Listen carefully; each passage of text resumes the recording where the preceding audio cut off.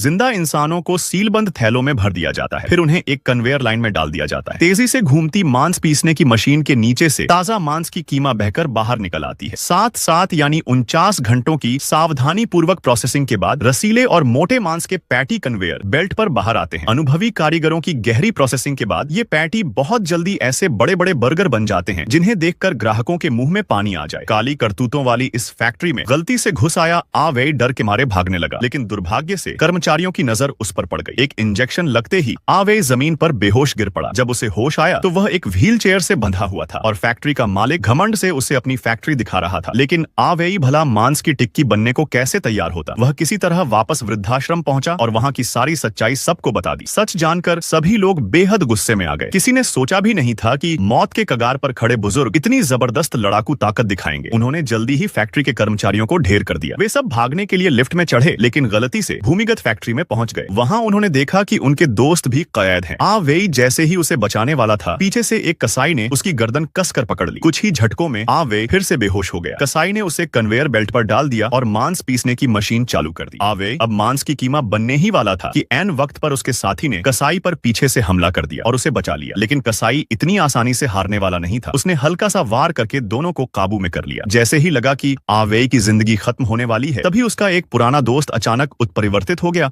और एक ही झटके में कसाई का आधा शरीर फाड़ डाला। अगले ही पल कसाई खुद कन्वेयर बेल्ट पर पड़ा हुआ था। तेजी से घूमती मशीन के नीचे से लगातार मांस की टिक्कियां निकलने लगी। आखिरकार सभी बंधक बनाए गए अवैध मजदूर फैक्ट्री से भागने में सफल हो गए। घटना उजागर होते ही सभी मीडिया संस्थानों में इसकी जोरदार कवरेज हुई और फैक्ट्री के मालिक समेत सभी दोषियों को